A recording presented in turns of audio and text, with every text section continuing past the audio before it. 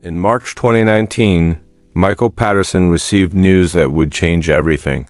Stage 4 pancreatic cancer. The doctors gave him 90 days, maybe less. Chemotherapy might extend it to 6 months, might. His wife begged him to try. His kids pleaded. But Michael made a decision that shocked everyone. He walked out of that hospital, drove to his garage, and pulled the dusty cover off a 1968 Ford Mustang. His father's Mustang. The one he promised to restore for 20 years. The one that had sat untouched, gathering dust since his father died. Michael had 90 days. He was going to spend them in that garage. What happened next? The doctors still can't explain. Michael's father, Robert, bought that Mustang brand new in 1968. Highland Green, 390 V8. The works. It was his pride and joy for 30 years. Father and son spent hundreds of hours in the garage together. Oil changes, brake jobs, carburetor rebuilds. Those were the moments Michael remembers most. Not Christmas mornings or birthday parties. The garage, the smell of motor oil and old leather, his father's hands teaching him which wrench to use. In 1998, Robert was diagnosed with Alzheimer's. The Mustang sat. Robert couldn't remember how to work on it anymore. In 2001, Robert passed away. Michael covered the car, locked the garage. "I'll restore it someday," he told himself. "When I have time." 18 years passed. Then came the diagnosis. 90 days. Time had run out. Michael's oncologist was blunt. "Without treatment, you have weeks, not months."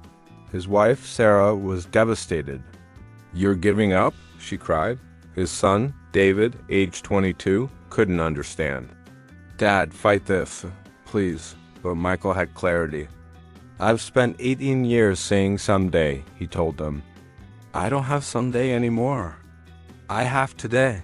I can spend 90 days in a hospital, sick from chemo, hoping for 6 months of suffering. Or I can spend 90 days doing what my father and I loved most. I'm finishing the Mustang." His family thought he was in denial, running from reality. They didn't understand yet. This wasn't about the car. Day 1, Michael could barely walk to the garage. The cancer was aggressive. The pain was constant. He opened the garage door, pulled the cover off.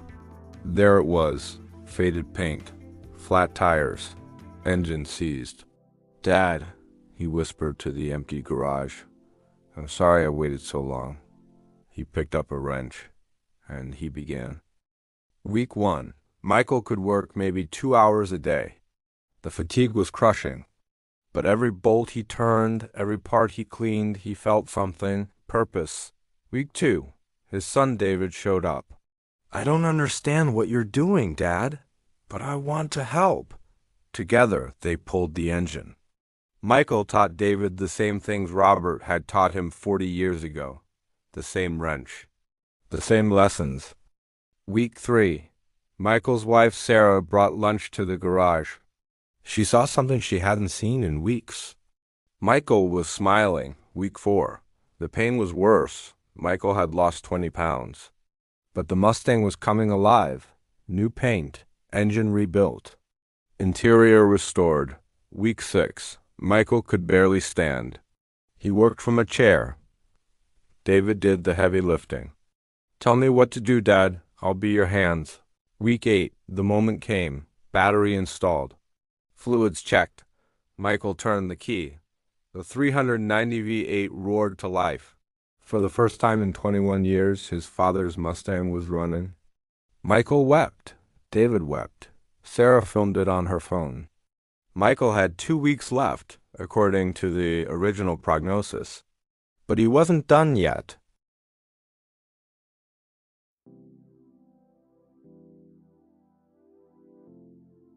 But he wasn't.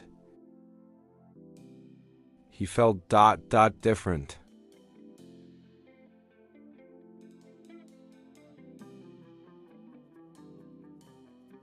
The oncologist called them in.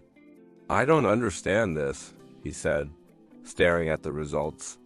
"Your tumor markers are down, significantly. The cancer is still there, but it's not progressing the way it should." Sarah asked the question, "How?" The doctor had no answer. Week 20, Michael was still alive. The Mustang was complete.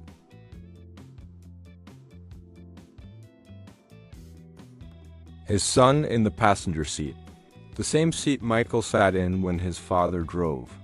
Week 52, 1 year since diagnosis. Michael's cancer was in partial remission. Doctors used words like spontaneous and unexplained. Michael knew better. It wasn't the car that saved him. It was the purpose, the promise kept, the connection to his father, the time with his son. Purpose, it turns out, is powerful medicine. Year 2, Michael is still here. The cancer is stable. Not gone, but not winning. He drives the Mustang every Sunday. Sometimes alone, usually with David. They don't talk much. They don't need to. The hum of that 390 V8 says everything.